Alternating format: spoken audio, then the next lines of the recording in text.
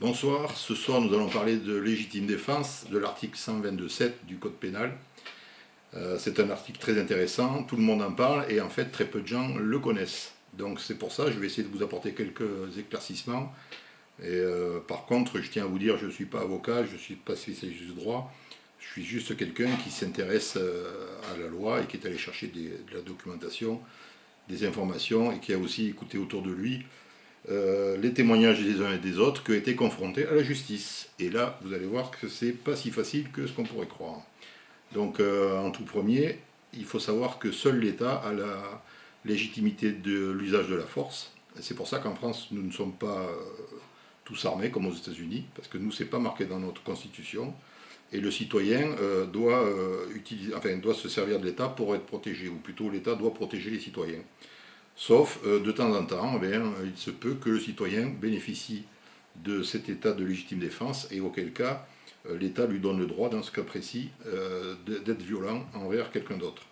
Par contre, pour avoir cet état de légitime défense, il faut remplir plusieurs critères. Donc le premier critère, c'est de se défendre soi-même ou pour défendre une autre personne.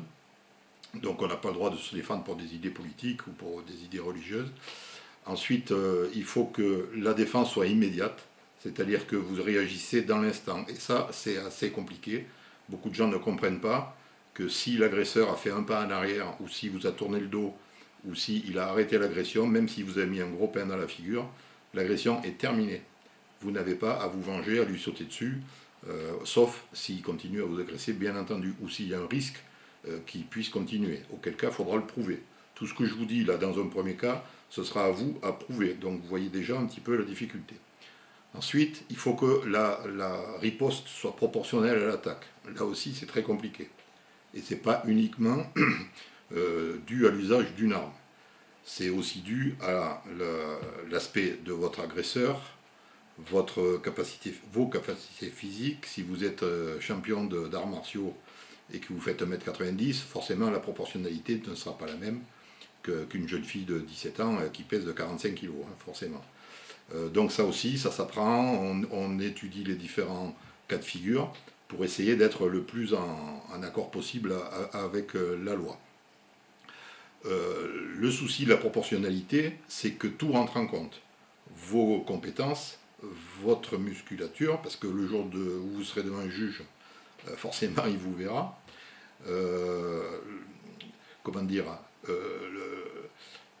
Donc j'ai dit la taille de l'agresseur, votre taille, vos compétences, et aussi le type d'attaque. Si on vous a donné une baffe, vous n'allez pas décocher un coup de poing qui va lui casser le nez. Ça ne marche pas. La proportionnalité ne pourra pas être invoquée. Après, il y a deux cas de figure particuliers dans lesquels vous n'aurez pas à apporter la preuve de tout ce que je vous ai dit. C'est lors d'une intrusion de nuit, par exemple pour un cambriolage, par ruse ou par effraction. Là, vous avez le droit d'intervenir, et là, par contre, c'est l'agresseur ou le voleur qui devra prouver tout ce que je vous ai dit un petit peu avant. Et aussi un autre cas, c'est lors de vol en réunion ou de pillage. Là, vous avez le droit aussi d'intervenir. La loi vous donne ce droit. Et là aussi, ce sera à la partie adverse de prouver ce que je vous ai dit. Par contre, ce qui est important, c'est que si la légitime défense vous est accordée, vous n'aurez aucune charge retenue contre vous, ni aucun dommage et intérêt. Donc ça aussi, c'est intéressant.